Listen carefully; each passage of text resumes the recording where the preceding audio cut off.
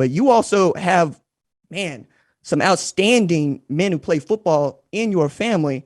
Cousin is Roger Craig, one of the great NFL running backs. And I wonder, have you reached out to him at any time during your journey about what lays ahead for you in the NFL? Yeah, he's always there for me to just to give me advice whenever I hit him up and ask him any questions, ask him, what's everything going to be like, how he went about stuff. He's always quick to get back to me. He texts me after games, and just the way he supports me is second to none.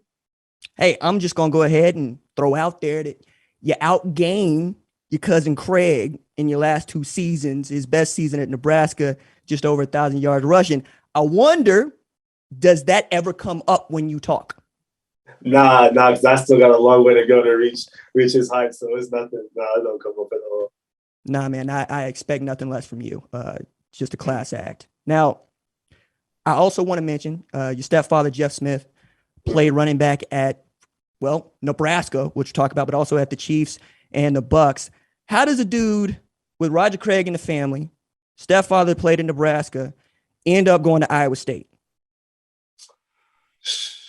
I ask myself that every day. So, just being recruited, going to those schools, the Nebraskas, the Michigans, Oklahomas, it was hard to say no. But I went up to Nebraska and they had my stepdad's Orange Bowl team up there. All his old teammates were up there. Just seeing that, sitting down with Coach Osborne and eating dinner with him and his family, that was real cool. And going to Oklahoma and meeting Baker Mayfield and Hollywood Brown and being around all those guys, and going to the Tennessees, the Ole Misses, the Wisconsins, just getting out to all those campuses. It was real cool and everything. But for Iowa State, they were my first offer.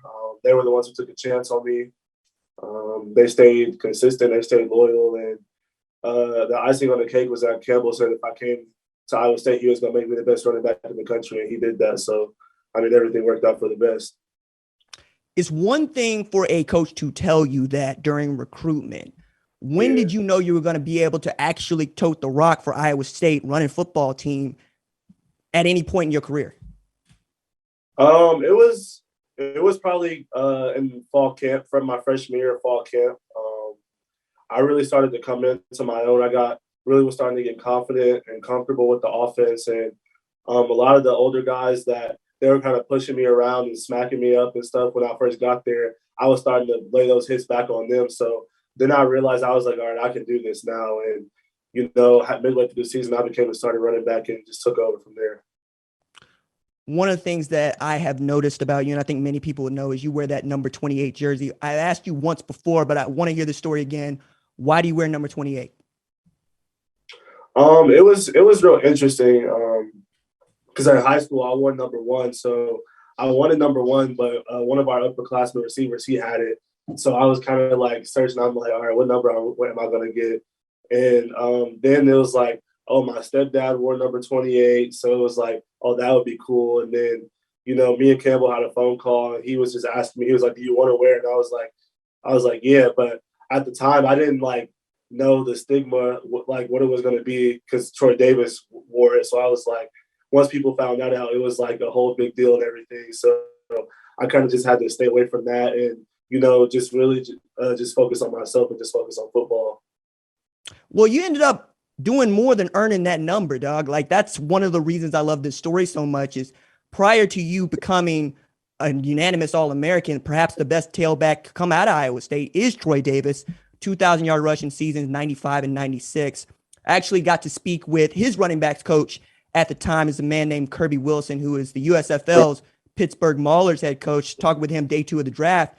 And I said, hey, tell me about coaching Troy Davis. He says, hey, look, he was great. And I understand they had another nice little tailback come through there. And we got to talk about you and what you've been able to accomplish at Iowa State. I wonder what it means for you to know that the old heads are paying attention to you and it doesn't faze them to put you in the same, stratosphere as Troy Davis.